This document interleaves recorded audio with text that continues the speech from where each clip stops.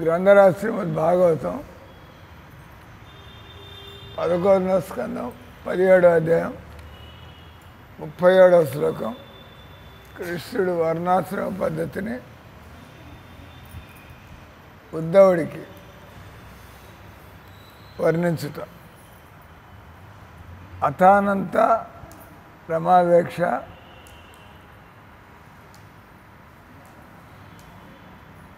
యథా జిజ్ఞాసితాగమ గౌరవే దక్షిణాన్ దత్వా స్నాయాదుర్ అనుమోదిత. అనువాదం తాత్పర్యం శ్రీల ప్రభుపాదకి.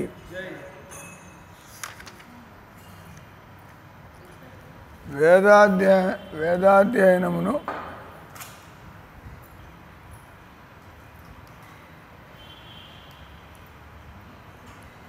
एक है फुल सप्लाई क्या वो तो बाद में देखेगा, पहले इसको करेंगे. हटा दो, खाली प्लेट दे दो.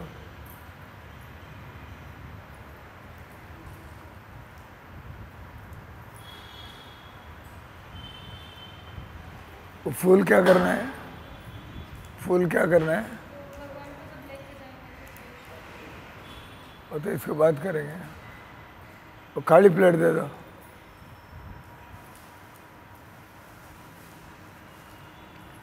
अनुवादम तात्पर्य श्रील प्रभुपादकी.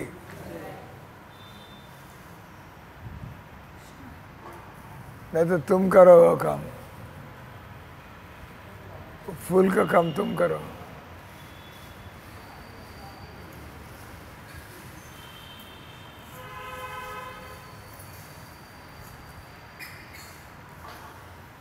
వేదాధ్యయనమును పూర్తి చేసిన వాడు గృహస్థ ఆశ్రమమునందు ప్రవేశించగోరువాడు ఆయన బ్రహ్మచారి గురువుకు దక్షిణ ఇచ్చి స్నానము చేయుట, జుట్టు కత్తిరించుకొనుట, తగిన వస్త్రధారణ చేయుట, పెదప గురువు నుండి అనుమతిని పొంది అతడు ఇంటికి వెడలవలెను.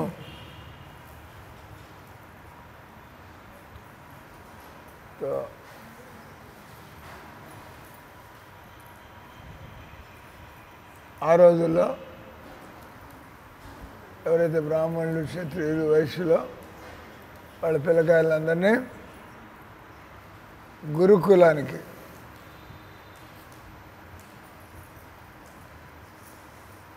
ఈ రోజుల్లాగా ఈ బీటెక్లు, ఎంఏలు, బిఏలు ఈ చదువులు అప్పుడు ఉండేవి కాదు. అని అంటారు సింపుల్ లైఫ్. అవసరంలా ఆఖరికి ఆఫీసులో పనిచేసి, రైల్వే స్టేషన్లో పనిచేసి, బస్ స్టాండ్లో పనిచేసి మళ్ళీ ఎందుకు ఇదంతా అంటే తిండి కోసం. ఆ పనులను ఎందుకు? వాటి వేదకాలంలో ఎంత ఉండేవి కాదు. వేదకాలంలో కనీస అవసరాలకి మట్టి కొండలు,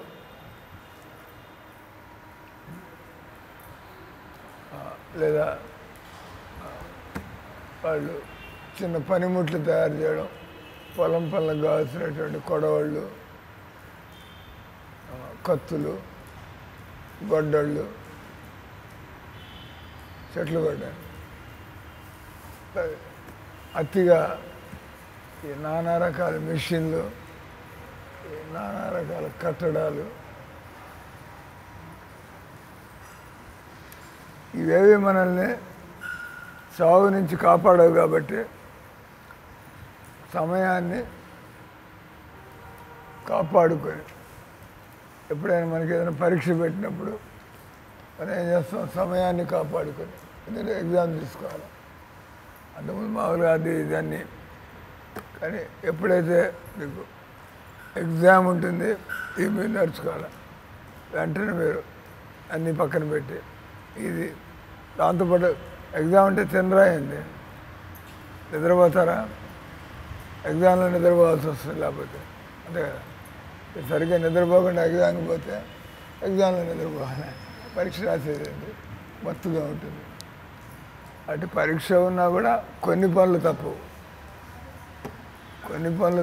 స్నానం చేయడం తప్పదు, తిండి తినడం తప్పదు, నిద్రపోవడం తప్పదు, వండుకోవడం తప్పదు. తిండి తినాలంటే వండుకోవాలా, అంటే ఎంత అవసరం అంతవరకే.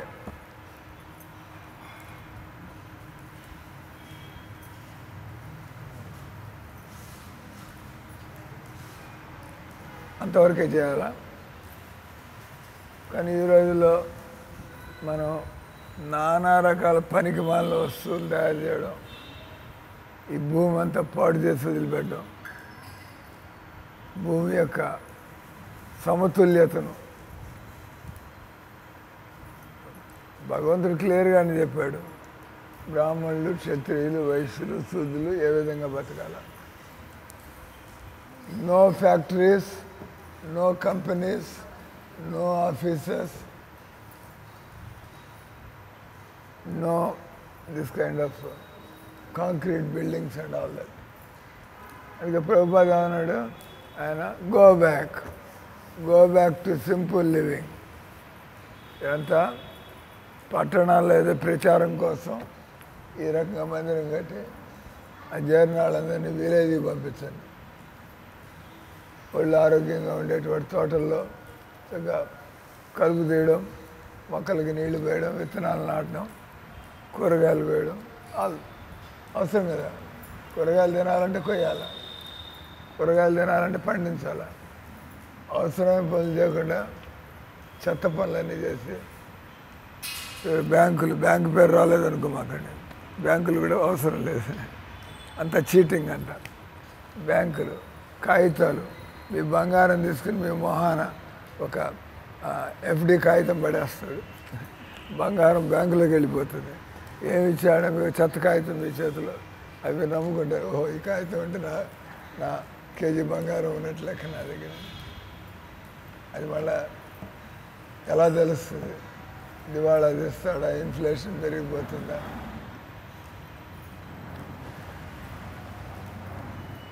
అందుకే వెనకటి కాలంలో బంగారు నాణ్యాలు, వెండి నాణ్యాలు, ఈ విధంగా డబ్బులు ఎవరి కాగితాలు వాళ్ళకి తెలియక కాదు. కాగితాలు అంటే మోసం. అంటే నీ బంగారం తీసేసుకుని ఆల్రెడీ నీకు కాగితం ఇస్తా, శారదమ్మ 2 కేజీలు బంగారం నా దగ్గర ఉంది, ఆ బంగారం నా దగ్గర, మీ కాగితం మీ దగ్గర. ఏం చేసుకుంటారు ఆ కాగితాన్ని? ఆల్ నాన్ సెన్స్, పనికి మాలిన పనులు. ఈ రోజుల్లో అంతా కూడా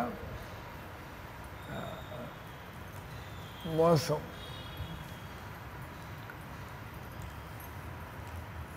ఆ రోజులు ఇవన్నీ లేకుండా మనుషులు బతకడానికి ఏం పనులు అవసరం అంతవరకే పనులు. దాన్ని ఏమంటారు? Simple living.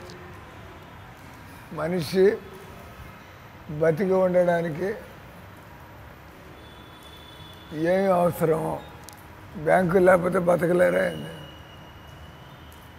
మీరు మీకు ఏమైనా అకౌంట్ ఉందా అండి? ఇప్పుడు బతుకుతాను, శుభ్రంగా తింటాను, బ్యాంకుతో పని అయింది. ఇది దొరుకుతుంటే తినడానికి, పండుకోవడానికి ఉంటే ఇంకే బ్యాంకులతో పని అయింది మనకి. ఇది అంతా కూడా అంటారు ఆసురి. ఇక్కడ వర్ణాశ్రమ పద్ధతి, కృష్ణుడు వర్ణించే పద్ధతి దైవీ వర్ణాశ్రమం. ఈ వర్ణాశ్రమ పద్ధతిని ఆసురి వర్ణాశ్రమం. ఆసురి వర్ణాశ్రమ పద్ధతిలో ఎన్ని చేసి ఆఖరి ఎక్కడికి చేరుకుంటామా? అసూర్య నామతే లోక అందేనా తమ సాగుతూ. ఎవరైతే ఈ విధంగా బతుకుతారో, భగవద్భక్తి లేకుండా, ఆత్మజ్ఞానం లేకుండా, నేనెవరో తెలుసుకోకుండా పెద్ద పెద్ద ఆఫీసర్లు అయిపోయి డీజీఎం సార్, ఏజీఎం సార్ ఈ రకంగా చెప్పుకుంటాం. ఇటువంటి వాళ్ళు ఘోరమైనటువంటి అంధతమ లోకాల్లో పడి నానాయాతలను అనుభవిస్తారు. ఎందుకంటే జనాలందరినీ మోసం చేశారు, అర్థం లేకుండా బతికారు, పాపపు జీవితం గడిపారు. దాని పరిణామం. కానీ Prabhupada all right what ever ఎక్కడున్నా కూడా కృష్ణ చైతన్యాన్ని మాత్రం అలవాటు చేసుకోండి. ఇది కూడా ఈ రోజుల్లో మనం పొలం పనులకు పనికిరాం. ఎప్పుడైనా నాగలు పట్టుకుంటే కదా పనికి రావడానికి. మనం ఏ పనికి కుండలు చేయడానికి పనికిరాం, పొలం దున్నడానికి పనికిరాం, మనం గోశాలలో పని చేయడానికి పనికిరాం. అంటే అసలైన పనులకు పనికిరాం. ఏమంటే నేను బ్యాంక్ మేనేజర్ సార్, భుజాలకి సవారీ చేయాలా ఏంది.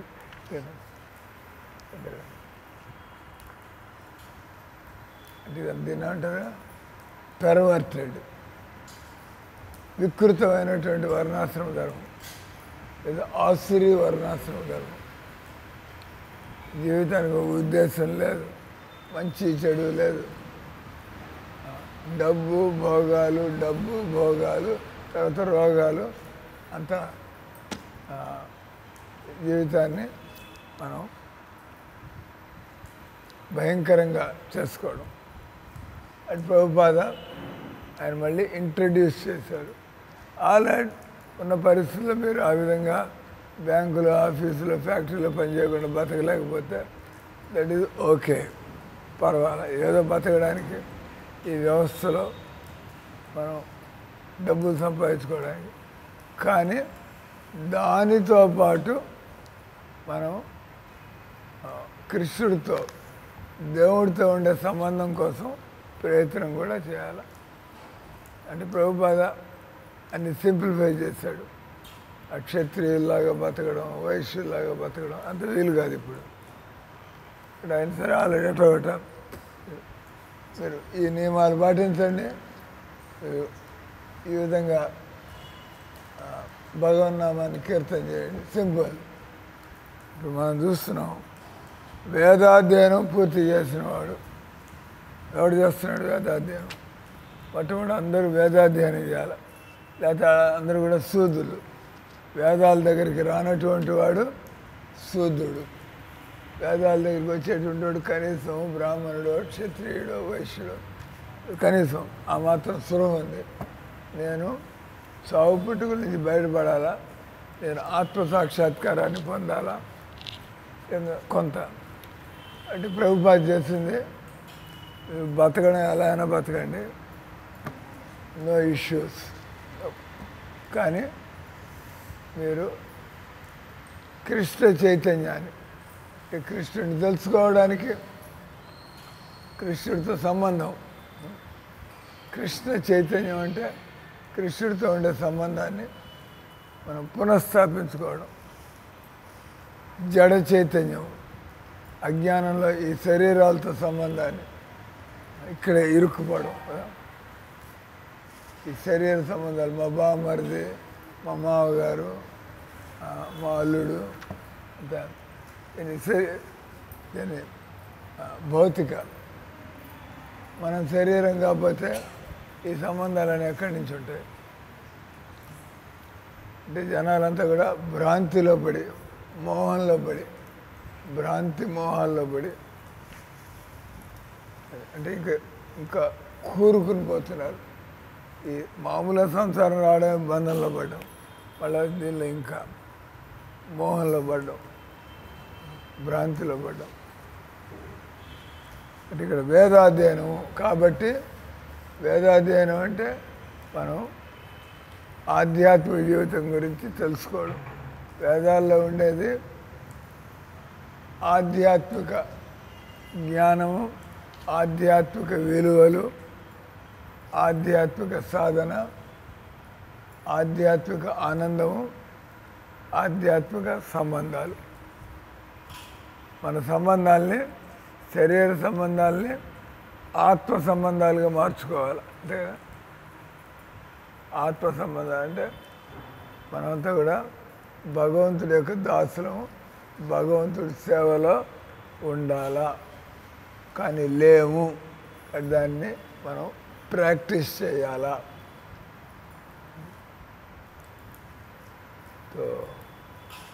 ఏదైనా కూడా రథయాత్ర అటెండ్ అవ్వాలా, రథయాత్ర ఎట్లా ఉండాలంటే మీరు ఇల్లు తాళం వేసి ఒక 5-6 గంటలు బయలుదేరాలి. అది ఇంట్లో ప్రశాంతంగా ఉండాలా, రథయాత్రలో కూడా పాల్గొనాలా, అది ఎట్లా వీలవుతుంది? రథయాత్ర అంటే ఇది కావాలంటే అది వదిలిపెట్టాలా, అది కావాలంటే ఇది వదిలిపెట్టాలా, తప్పదు. అది టీవీలో చూస్తామంటే ఆ పెళ్ళి కూడా టీవీలో చేసుకోండి. ఇది నా పెళ్ళం టీవీలో తిరుగుతుంది, ఏం చేస్తారు? టీవీలో ఉండే పెళ్ళంతా ఏం చేస్తారు మీరు? టీవీలో ఉండే పెళ్ళాన్ని వండి పెడుతుందా, ఏం చేస్తుంది? అలా అనుకుంటూ ఉంటుంది. మేము టీవీలో చూసాం జగన్నాథ్ రథయాత్ర. మీ కుటుంబ జీవితం కూడా టీవీలో చూసుకోండి. మీ అబ్బాయి ఇంకా మీ ఇంటికి రాడు, అమెరికాలో టీవీలో చూసుకుంటూ ఉండండి. వీడు మా అబ్బాయి అని చెప్పు, అట్లాంటి అబ్బాయి ఉండి లాభం లేకపోతే మీ దగ్గరికి రానటువంటి అబ్బాయి టీవీలో చూసుకుంటూ అనా కదా. అంటే ఇవన్నీ కూడా దాని అంటారా అనదర్ ఇల్యూజరీ లైఫ్, భ్రాంతి జీవితం. ఈ టీవీలు, సెల్ ఫోన్లు వాటితో విసుగు వస్తుంది. కాబట్టి వేదాధ్యయనం ఎవరైనా కూడా నేను నీచుడిని కాదు, నేను శూద్రుడిని కాదు, యూ హ్యావ్ టు, మీరు వేదాధ్యయనం చేసి ఉండాలి. వేదాధ్యయనం చేయని వాడు శూద్రుడే కదా.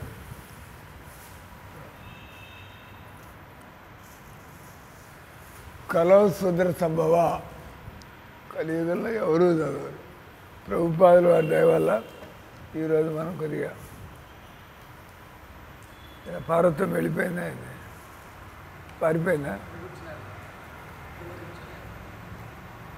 వెళ్ళే ప్రసాదాలు తీసుకున్నాం.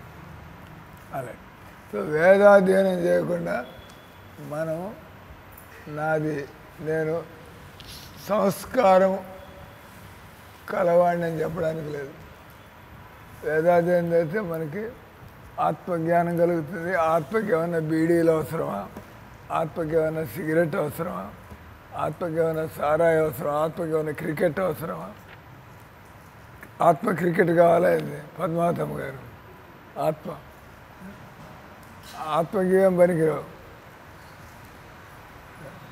మీరు క్రికెట్ వయసులో ఉన్నప్పుడు ఆడతారు, ముసలాళ్ళు అయినప్పుడు ఏం చేస్తారు? పనికిరారు. కానీ మన ఆధ్యాత్మిక జీవితం అనేది ఏ వయసులోనైనా కూడా పాటించగలం. పిల్లలు వాళ్ళు కూడా నోటితో హరే కృష్ణ అనాలా, ప్రసాదం తినాలా, ఎవరైనా పార్టిసిపేట్ చేస్తారు. కాబట్టి వేదాధ్యయనం పూర్తి చేసిన వాడు అంటే ఇది తప్పనిసరి. మేము బ్రాహ్మణం కాదు సార్, మాకు కాదు భగవద్గీత భాగవతం అట్లా అనడానికిలే, ప్రయత్నం చేయాల్సి ఉంటుంది. ఏ విధంగా మనం చదువులకి ప్రయత్నం చేస్తాం, ఆయన కూడా చదువు రాకపోతే అది వేరే విషయం. అంతే కదా. మీరైతే మీ పిల్లకాయలని చదువుకోవడానికి పంపిస్తారు, వాడు చదువు రాతే ఆల్ రైట్, నువ్వు డ్రైవింగ్ నేర్చుకోరా, లేకపోతే ఇంకో ఎలక్ట్రీషియన్ పని బతకాలి కదా, ఏదో ఒకటి ముందు చదువుకోమంటారు. చదువు రాకపోతే ఏం చేస్తారు? బతకడానికి ఏదో పని నేర్చుకొని వంట పనులు నేర్చుకోవచ్చు, కుట్టు పనులు నేర్చుకోవచ్చు. ఎందుకంటే మనం ఈ వేదాలు చదివేటువంటి రుచి కానీ, వేదాలు అర్థం చేసుకునే తెలివితేటలు కానీ, మనం సభ్యత సంస్కృతిని అలవాటు చేసుకోకపోతే జనాలంతా ఈరోజు ఆయన అన్నాడు, ప్యాంటు షర్ట్ వేసుకున్నంత మాత్రాన పెద్ద జెంటిల్మెన్ ఏం కావు, అంతే కదా. మీరు కళ్ళద్దాలు పెట్టేసుకుని టై కట్టుకుని ప్యాంటు షర్ట్ వేసుకుని కొంచెం పెద్ద మనిషిలాగా దానివల్ల అందండి. కానీ మళ్ళీ అదే మీ దీనిలో సిగరెట్ ప్యాకెట్ కూడా ఉంటుంది, వాళ్ళు దానివల్ల లాభం. లేదా ఎక్కడికి పెట్టి ఎక్కడ మనకి మంచి టీ దొరుకుతుంది ఎతకండి. జనాలు ఇల్లు నుంచి బయలుదేరంగానే ఎత్తుక్కుంటూ ఉంటారు మంచి టీ లేదా కాఫీ ఎక్కడ దొరుకుతుంది?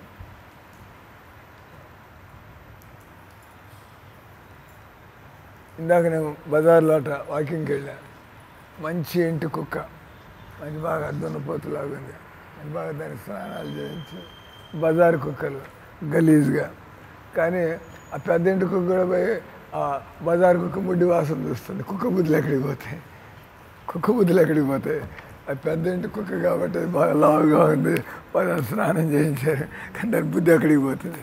పోయేది ఎత్తుక్కుంటుంది, ఆ బజారు కుక్కలతో తిరుగుతుంది. అది ఆ పెద్దంటి కుక్క అయితే దూరంగా ఉండాలి కదా బజారు కుక్కలకి. ఇప్పుడు మనం ఏ రకంగా ఊళ్ళో వాళ్ళకి దూరంగా ఉంటాం లేదా?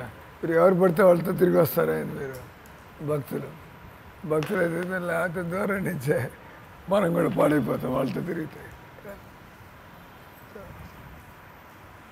కాబట్టి అసలు సభ్యత సంస్కృతి అది కావాలంటే మనం ఆత్మజ్ఞానం ఉన్నప్పుడే మనకి చక్కటి మనకి అన్ని కూడా మంచి విలువలు జ్ఞానం కలిగితే దయాగుణం, దానగుణం, ఓర్పు, క్షమాగుణం, తర్వాత భగవద్భక్తి, ఇవన్నీ కూడా పంచమహాయజ్ఞాలు. విన్నారా ఎప్పుడైనా? పంచమహాయజ్ఞాలు చెప్పండి, తలకాయ ఊపుతారండి. పంచమహాయజ్ఞాలు 5 పంచమహాయజ్ఞాలు ఈ ఎలక్షన్.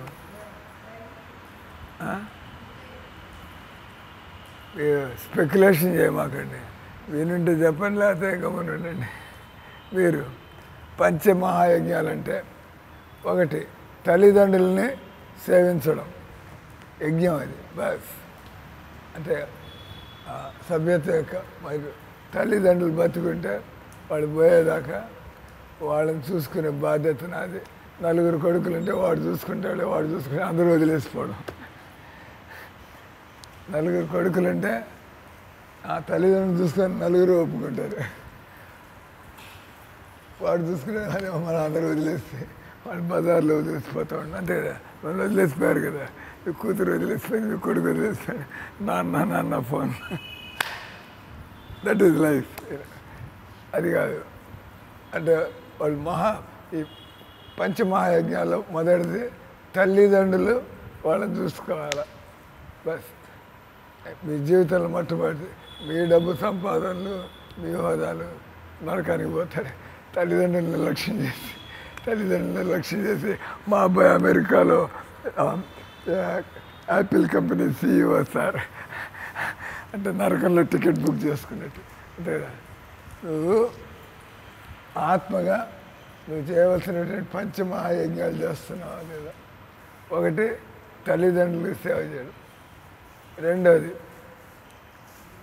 భార్య, భర్త ఎలాంటి వాడైనా, వీడికి ఉద్యోగం లేకపోవచ్చు, భర్తకు ఉద్యోగం లేకపోవచ్చు, భర్తకి నానా రకాల రోగాలు ఉండొచ్చు, భర్త తిట్టిపోసేవాడు కావచ్చు, పెళ్లి చేసుకున్నట్టు ఏం చేస్తారు? ఇంకా మా యజ్ఞం అది కూడా భరించడం. మంచి చెడు చూడాల్సి పెళ్లి చేసుకున్నారంటే ఇంకా మీ బతుకు ఆయన పోయేదాకా చూసుకోవడమే, వేరే గత్యంతరం ఏం లేదు. అది ఎందుకు చేసుకున్నారు? కాబట్టి 2వ యజ్ఞం పాతివ్రత్యం. తల్లిదండ్రులను సేవించడం చేస్తున్నా, అమ్మా నాన్న సేవ సరిగ్గా చేస్తున్నా, సరే ఇంట్లో ఉండి ఏం పట్టించుకోడు, ఎంతవరకు నాకేం కావాలి. అందుకే దాన్ని మహాయజ్ఞం అన్నారు. ఎవరికైతే మంచి సంస్కృతి ఉంటుందో అటువంటి వాళ్ళు జీవితంలో మొట్టమొదట ఇది, నెక్స్ట్ పెళ్లి చేసుకుంటారు, అతను ఆ బాధ్యత. 3వది మిత్రత్వాన్ని మనం నిభాయించడం, మిత్రద్రోహం చేయకుండా. ఈ రోజులంతా కూడా వాడుకోవడానికి మిత్రులు, వీరితో ఫ్రెండ్షిప్ చేస్తే నాకు పనికి వస్తాడు. వాడికి మిత్రుడు అంటే వాడు నీకేం చేస్తాడో దాని గురించి మాట్లాడు మాట, నువ్వు వాడికి ఏం చేస్తావు దాని గురించి మాట్లాడు. సభ్యత అది. అంటే మామూలుగా మిత్రులు మనకు వాళ్ళు ఏం చేస్తారో ఉద్దేశంతో మిత్రులు చేసుకుంటాం. నువ్వు ఎవరైనా మిత్రుడిగా చేసుకుంటే వాళ్ళకి నేనేం చేయాలని వాడేం చేస్తానో ఆలోచించమాకండి, అది వదిలిపెట్టండి అక్కడ. అప్పుడు వాడు మిత్రుడు వాడు వాడుకోవడానికి పేరుకి మిత్రమా మిత్రమా అని చెప్పి వాడిని అప్పులు అడగడం, డబ్బులు అడగడం, వాడుకోవడం, వాడికి ఏమైనా పని వచ్చినప్పుడు సాకు చెప్పేసి దారుకోవడం యజ్ఞం. ఒక జీవితంలో ఒక వ్యక్తిని మిత్రుడిగా భావించినట్లయితే వాడు నాకేం చేయకపోయినా నేను మిత్రుడిగా అంగీకరించాను కాబట్టి నేను నా బాధ్యతని పూర్తి చేయాలి, లేకపోతే మిత్రుడిని ఎందుకు పెట్టుకోవాలి. అది మూడో యజ్ఞం. అది నాలుగోది అందరినీ సమానంగా చూడడం. అందరినీ అంటే మీ అబ్బాయి కాబట్టి వాడిని వెనకేసి రావడం, బయట వాళ్ళ అబ్బాయి కాబట్టి వాడిని పట్టించుకోకపోవడం. ఎవరి యోగ్యతలను బట్టి జనాన్ని గుర్తించాలి. లేకపోతే నువ్వు అన్యాయం చేస్తున్నావు. మీ అబ్బాయి సొంట ఎటువంటి తెలియగలవాడు, ఆయన మీ అబ్బాయి అనుకున్నాడు అంటే మనకి సభ్యత లేదు. సో అందరినీ సమదృష్టి అంటే వాళ్ళ యోగ్యతలను బట్టి వాళ్ళని మనం స్వీకరించాలి. ఇవన్నీ మ్యానిపులేట్ చేయడం ఇవన్నీ చేయకూడదు. Just accept people. మన అబ్బాయి చెడ్డాడైతే మా అబ్బాయి చెడ్డవాడు సార్, అంతే కదా. కవరప్పులు చేయమాకండి. నేనంటే నాలుగోది అందరినీ సమభావంతో చూడడం. మీ అబ్బాయి జైలుకి పోవాల్సి వస్తే కింద మీద పడి ఎట్లా తప్పించాలా, అవతల వాళ్ళ అబ్బాయి జైలుకి అనవసరంగా పోతుంటే మనవాడికి అదిలే మనకెందుకు ఎంత నిలబడాలి కదా, న్యాయం కోసం నిలబడాలి. కానీ మనం నిలబడం, మనకెందుకు, మన అబ్బాయి కాదు కదా పోతుంది, వాడికి అన్యాయం జరుగుతుంటే నిలబడాలి కదా. ఐదోది ఎవరి చేత, నాలుగు నేనే చెప్పేసా. ఐదోది విష్ణువుని ఆరాధించడం. పెద్ద విషయం కాదు. ఇంతమంది దేవతలు, ఎంతమంది దేవుళ్ళు, ఎంతమంది గురువులు, ఎన్ని సంస్థలు, ఎవడు విష్ణువుని ఆరాధిస్తే అందరినీ సంతుష్టి చేసినట్లే. యస్మిన్ తుష్టే జగత్తుష్టే. ఒక్క కృష్ణుడిని మనం సాటిస్ఫై చేస్తే ఏం ఆలోచించక్కర్లేదు. అయ్యో నేను శివరాత్రి జాగరణ చేయలేదు, అయ్యో శివరాత్రి నేను మూలాపేట పోలేదు దర్శనానికి. మీరు మూలాపేట బాగోతే ఇక్కడ కూర్చొని భయం చేస్తున్నారు కదా. ఆ కృష్ణుని ఆరాధిస్తుంటే మీరు మూలాపేట కాదు, మీరు కాణిపాకం కూడా పోయినట్టు. మీరు కృష్ణుని ఇక్కడ కూర్చొని పూజ చేస్తుంటే నేను గురువు గారు ఇచ్చినటువంటి ఇస్కాన్ మన సేవలు చేసుకున్నా. నేను తిరుపతి పోయేస్తాను, నేను తిరుపతి పోతే అడిగిపోయి ఏం చేయాలి, అక్కడ తమాషా చూసి రావాలండి. ఇక్కడ సేవలు ఉన్నాయి, ఇక్కడ భజన చేయొచ్చు. నేను తిరుపతి కానీ పక్కన పారేసి, ఈ పనులన్నీ పక్కన పారేసి అంటే తిరుపతి పోతున్నాను అంటే మనకి తెలియదు అసలు విషయం ఇది. ఇక్కడ గురువు గారు ఇచ్చినటువంటి పద్ధతి, దేవుడిని సేవ చేసుకొని ఫుల్గా మీకు పని ఇచ్చిపోయాడు ఆయన గురువు గారు. అది తిరుపతి పోయి రాలంటే వాట్ ఇస్ దట్. మనం జస్ట్ తమాషాలు చేస్తాం. భక్తిలో పాడలే. భక్తిలో ఉన్నట్టయితే ఆ తిరుపతి పోతే దొరకనటువంటి ఫలితం నేను చక్కగా ఇక్కడ తెల్లవారుదామని లేచి భజన చేసి దేవుడి సేవలు చేసి శారదమ్మలాగా పొద్దున్నే రెడీ అవుతూ ఉంటుంది. బాలభోగం డ్యూటీ తీసుకుంటే రోజు ముందర ప్లానింగ్, ఈ వారం రోజుల్లో ఇప్పుడు ఏం చేయాలి, రేపు ఏం చేయాలి, ఎల్లుండి ఏం చేయాలి. బ్రహ్మాండంగా దేవుడు సంతోషపడతాడు. ఇవన్నీ పక్కన పారేసి తిరుపతి క్యూలో ఒళ్ళు హోనం చేసుకుని నడుములు పట్టేసి కాళ్ళు పీకుపోయి బయటకు వచ్చి తిరుపతి పోయి వచ్చిన ఏమైంది అక్కడ. ఈ రకంగా పంచమహాయజ్ఞాలంటే విష్ణువుని ఆరాధిస్తే మిగతావన్నీ లైన్లోకి వస్తాయి. విష్ణువుని ఆరాధిస్తే సత్వగుణం వస్తుంది. సత్వగుణంలో ఉన్నవాడు జన్మనిచ్చిన తల్లిదండ్రులు ఎలా నిర్లక్ష్యం చేస్తాడు, కట్టుకున్న పెళ్ళాన్ని ఎలా నిర్లక్ష్యం చేస్తాడు, లేదా కట్టుకున్న భర్తని. తర్వాత మనం మిత్రుల్ని పెట్టుకుని కనీసం వాడికి అవసరం ఉన్నప్పుడు మనం సహాయం చేయకపోతే దేనికి. తర్వాత మనం అన్యాయాలు చేస్తుంటే అది అలా మనం ఏం మనుషులం, అందరి ఈడ సమభావం కదా. అటువంటి వ్యక్తి ప్రశాంతంగా ఉండగలగాలంటే మనం ఈ పంచమహాయజ్ఞాలు కాబట్టి ఇక్కడ వేదాధ్యయనము కాబట్టి ఇవన్నీ వినవలసిన అవసరం ఉంది. అయితే ఎలా తెలుస్తాయి మనకి, మనలో ఏ గుణాలని అలవాటు చేసుకోవాలా, స్వార్థంతో బతుకుతుంటే ఎప్పుడు అర్థమవుతాయి అని. కాబట్టి వేదాధ్యయనం పూర్తి చేసిన వాడు గృహస్థ ఆశ్రమం నందు ప్రవేశించుకోరు. కొంతమంది తిన్నగా గృహస్థాశ్రమంలోకి వెళ్లకుండానే వాళ్ళకి ఆ రకంగా బతకగలిగితే మంచిదే. నేను ప్రజాసేవలోనే జీవితం గడపాలా, నేను పెళ్ళాం బిడ్డలు ఈ బాధ్యతలు నేను తీసుకోదలుచుకోలేదు, నా సమయాన్ని అంతా కూడా ప్రజా సంక్షేమానికి. గృహస్థాశ్రమానికి వెళ్ళినా కూడా ఏమనుకుంటాడు ఆయన, కుటుంబాన్ని మనం వంశాన్ని నిలబెట్టడానికి, తర్వాత మనం చక్కటి పిల్లలు సత్సంతానం, చక్కటి పిల్లల కోసం వంశాన్ని నిలబెట్టడానికి. లేదా మనం చేయలేకపోయాం దేవుడికి సేవ, మన పిల్లలు వాళ్ళంట తయారు చేస్తే హరే కృష్ణ తయారు చేస్తున్నారా లేదా, అంతా హరే కృష్ణ ఆయన ఏమైనా పని చేస్తే హరే కృష్ణ పోతూ ఉంటాడు. అంత సులభం కాదు, నాట్ ఈజీ థింగ్.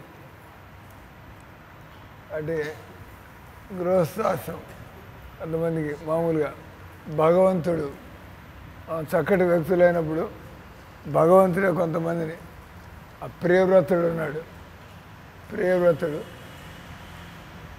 బ్రహ్మదేవుడు వచ్చి పెళ్లి చేసుకోమన్నాడు. కర్దాముని ఉన్నాడు, ఆయన్ని పెళ్లి చేస్తున్నాడు. భగవంతుడు వచ్చి పలానా దేవహూతి, పలానా రాజుగారి స్వయంభూ మన యొక్క కూతురు దేవహూతి, భగవంతుడు పెళ్లి సంబంధాలు చూస్తున్నాడు. మనం ఎత్తుక్కోవాలి, ఇంకెవడు రాలేదు, ఇంకెవడు రాలేదు, మన కర్మ. కాబట్టి గృహస్థాశ్రమంలో ఈ ప్రపంచం నడవడానికి మనం లేకపోయినా మన వాళ్ళు ఈ ప్రపంచానికి మేలు చేయడానికి అంటే ఎవరు ఆలోచిస్తూ ఉంటారు.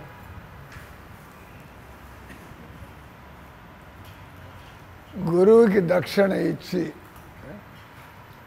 అంటే మనం గురువు నుంచి ఇంత లాభాన్ని పొందినప్పుడు ఇది ఫ్రీ క్లాసులు ఫ్రీగానే కదా, అండ్ మీ ఇష్టం దక్షిణ ఇస్తారా ఇయ్యరా. ఇక్కడ మీరు దక్షిణ ఇస్తే కానీ ఫీజు కడితే కానీ మీరు మా క్లాసులో కూర్చోడానికి లేదు, ఎవరైనా వచ్చి కూర్చోవచ్చు క్లాసులో. ఎందుకంటే జ్ఞానాన్ని ఎప్పుడు కూడా అమ్మకూడదు కదా, జ్ఞానాన్ని, వైద్యాన్ని కానీ జ్ఞానాన్ని కానీ. ఈ రోజుల్లో ఇవే అమ్ముతున్నారు కాబట్టి వైద్యాన్ని అమ్ముతున్నారు, జ్ఞానాన్ని అమ్ముతున్నారు. ఇదంతా కూడా రాక్షస సభ్యత. ఎవరు పుణ్యం సంపాదించుకునే లేదు, ఎవరికి మనశ్శాంతి లేదు. చచ్చేవాడి దగ్గర నుంచి కూడా మీరు వాడు చచ్చే ముందు ఏం డబ్బులు లాక్కుని వదిలిపెట్టాలంటే అంతకంటే రాక్షసత్వం ఉంటుంది.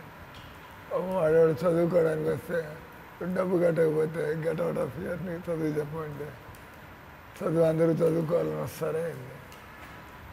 ఎవరికైనా చదువుకోవాలనిపించిందంటే వాడికి వెనకాల ఎంత సంస్కారం ఉండి ఉంటుంది, నేను చదువుకోవాలా. అంటే గురువుకి రక్షణ అంటే సభ్య వ్యక్తులు ఎప్పుడు కూడా ఇతరుల నుంచి పొందిన దానికి మనం ఎప్పుడు కూడా రుణపడి ఉంటాము, కృతజ్ఞతను కలిగి ఉండాలా. గురువుకి దక్షిణ ఇవ్వడం అంటే మనం కృతజ్ఞతను వ్యక్తం చేస్తున్నాం, మనం రుణపడి ఉన్నాం. నేను ఏమిచ్చి కూడా మీ రుణాన్ని నేను తీర్చుకోలేను. అంటే స్నానము చేయుట ఇది కూడా ఎప్పటికప్పుడు ఏ రోజు కారప్పుడు ఎప్పటికప్పుడు శరీరం మళ్ళీ చెమటలు పట్టేస్తే జుట్టు కత్తిరించుకొనుట ఇది కూడా ఈ రోజుల ఫ్యాషన్లో బొచ్చు కుక్కల్లాగా జుట్టు కళ్ళ మీద పడుతున్నాయి. అదే లేదా మొహం మీద ఎంట్రుకలు ఎగురుతుంటే సినిమా షూటింగ్ జరుగుతుంటుంది. అదే అందం అన్నట్టు. Cut, don't waste your time. సమయాన్ని ఈ దాన్ని బొచ్చును చూసుకుంటూ ఉండడానికి don't waste your time, just cut it of. జుట్టును కత్తిరించుకుంటాం. తగిన వస్త్రధారణ చేయటం.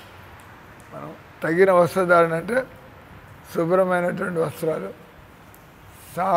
సాదా వస్త్రాలు, శుభ్రమైన వస్త్రాలు. అవి డబ్బులు మిగులుతాయి, అది దాన ధర్మాలు చేసుకోవచ్చు. మీరు హోదా చూపించుకోవడానికి పట్టు వస్త్రాలు కనుక్కొని అవతల వాడికి ఇవ్వడానికి 10 రూపాయలు వెళ్ళలేదు. నీ పట్టు వస్త్రాలు చూస్తే వాడికి కడిపోయానని నేను తెలివితేటలు. మానవ జీవితం పుణ్యాలు సంపాదించుకోవడానికి, పుణ్య ఆర్జన చేయడం కోసం. అటువంటి వాడు ఎక్కడ డబ్బులు పొదుపు చేసి మనం దాన్ని సేవా కార్యాలకి వినియోగించాలి. తగిన వస్త్రధారణ కావించడం.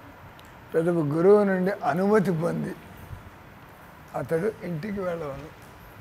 అటు గురువు నుంచి అనుమతి పొంది ఇంటికి వెళ్ళడం అంటే ఇంటికి పోయినా కూడా ఇక్కడ ఉన్నాడు గతి లేక మీ నియమాలు పాటించాం, మంచిది పోతున్నాయి మా దారి అంటే కాదు. అనుమతి పొందిపోతున్నా అంటే మీరు నేర్పించిందంతా ఇంటికి పోయినా కూడా మీకు దూరం అవుతున్నా కూడా నేను దీన్ని మర్చిపోకుండా ఇవన్నీ ఇంట్లో ఉన్నప్పుడు కూడా అంటే మీరు నేర్చుకున్న చోట వదిలేసిపోతే ఇప్పుడు నేను క్లాస్ ఇచ్చా, బస్ క్లాస్ తలకాయ ఊపుతా విన్నారు గొర్రెల్లాగా. ఆ తర్వాత బస్ ఆయన చెప్పింది మనం జీవితంలో గుర్తుంచుకోవాల్సిన అవసరం లేదు, పాటించాల్సిన అవసరం అంతకంటే లేదు. మరి ఎందుకంటున్నాడు క్లాసు నా టైం పాడు చేయడం, చెప్పేవాడు టైం పాడుబడి చేయడం. అంటే అనుమతి పొందడం అంటే మనం ఎక్స్ప్రెసింగ్ గ్రాటిట్యూడ్. నేను నేర్చుకున్నది మామూలుగా మనకి వాళ్ళు గుర్తు చేస్తూ ఉంటారు కదా, రిమైండర్స్. ఆ రకంగా మీరు చెప్పింది నేను ఎప్పటికప్పుడు గుర్తు చేసుకొని నేను మీకు తగినటువంటి శిష్యుడిలాగా, మీకు యోగ్యుడైన శిష్యుడిలాగా, మీకు గౌరవాన్ని కలిగించేటువంటి విధంగా నేను ఇతరుల మధ్యలో నేను మసలుతాను.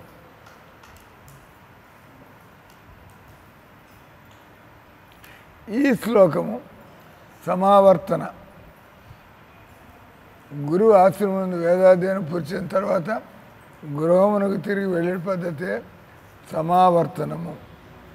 కోరికలన్నింటినీ భగవద్భక్తి అందే కేంద్రీకృతం చేయదాలని వాడు గృహస్థాశ్రమ జీవితానికి ఆకర్షితులవులు.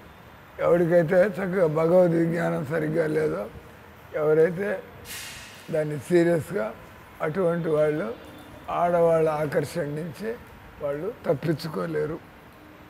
భగవంతుడి మీద ఆకర్షణ కలిగితే కానీ మనం ఆడవాళ్ళ ప్రతి ఆకర్షణని తప్పించుకోలేము. అంటే పెళ్లి చేసుకుంటే తప్పేం లేదు. అట్టి ఆకర్షణ నియంత్రింపబడనిచో అతడు మరింత అంటే పశువులాగా, అంటే గృహస్థులైనా కూడా పద్ధతిలో బతకాలి. లేకపోతే మనం ఇంకా బయటకు కనిపించడానికి గృహస్థులు, కానీ మనం నీచమైనటువంటి జీవితం, కేవలం భోగాలు ఇష్టం వచ్చినట్టు, ఎలాంటి నియమ నిబంధనలు లేకుండా పోతున్నారా? రండి.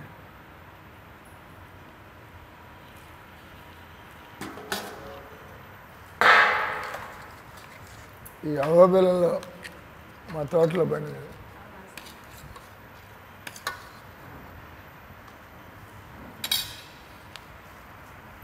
ఇంకా ఆగండి.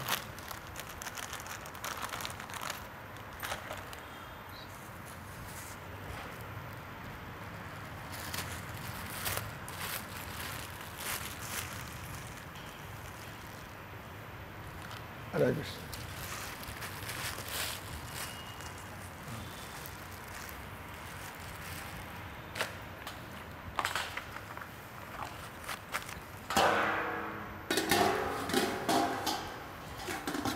అక్కడ తీసుకుందా లేదా?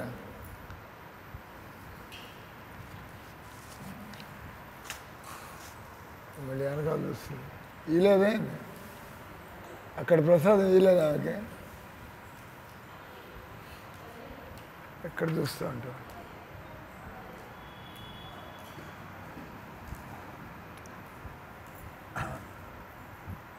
బట్ ఇక్కడ మామూలుగా ఈ సంసారపు లంపటాన్ని తప్పించుకోగలిగితే మంచిది. అది కానప్పుడు మనం గౌరవంగా నిజాయితీగా మనం గృహస్థ జీవితంలో వెళ్ళి అక్కడి నుంచి సేవలు చేస్తూ ఉండడం. గృహస్థ జీవితం ఉన్నటువంటిదే బ్రహ్మచారులకు, సన్యాసులకు, వానప్రస్థులకు సేవ చేయడం. మళ్ళీ అక్కడ మనం వాళ్ళు వచ్చి మనం కాపాడుతూ ఉంటారు. మనం కొట్టుకుపోకుండా, మనం మోహంలో పడి, మాయలో పడి, స్వార్థంలో పడి, పాపపు జీవితంలో పడిపోకుండా ఆ సేవల్లో ఉంటే మనం గృహస్థులుగా ఉన్నా కూడా వెలిగా బయటికి రాగలుగుతాం. సకామ కర్మలు, కోరికలతో కూడిన కర్మలు, మానసిక కల్పనలు అజ్ఞానం.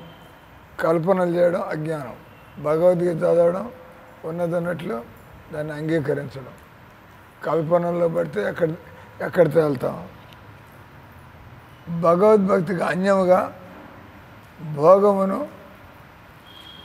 అపేక్షించు అభక్తుడుగా ఆగును.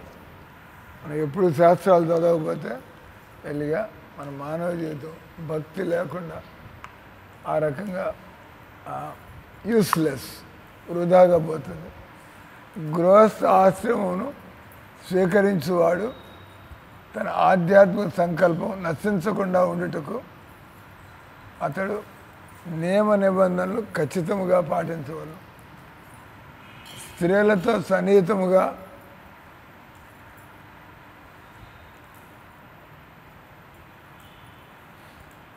ఉండి భోగమును అనుభవించేడు వారు ఇతరులతో వ్యవహారంలో కపటులుగా, అంటే మన స్వార్థం అంతా ఇక్కడ, మరి సమాజంలో అందరితో ఉండాలా, కపటంగా వ్యవహరిస్తూ ఉంటాం.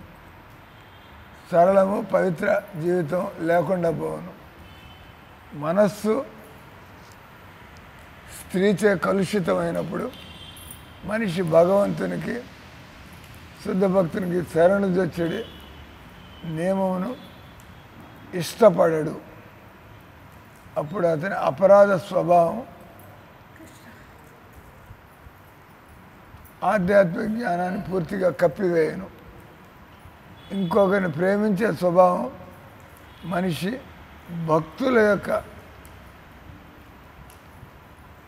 భక్తులతో సంబంధంలో జోడించవలను.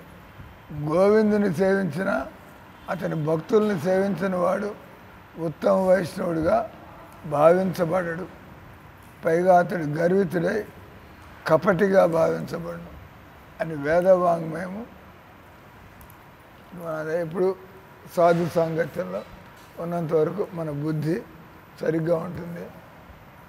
వినయంగా ఉండడం కానీ, సరళంగా ఉండడం కానీ, నిజాయితీగా ఉండడం, నేను కూడా మనం ఈ విధంగా అటువంటి వ్యక్తులతో పాటు ఎవరైతే భక్తులుగా వాళ్ళు బతకగలుగుతున్నారో వాళ్ళతో మనలో కూడా ఆ లక్షణాలు మెల్లిగా రావడం ప్రారంభమవుతుంది. హరే కృష్ణ హరే కృష్ణ కృష్ణ కృష్ణ హరే హరే, హరే రామ రామ రామ హరే హరే.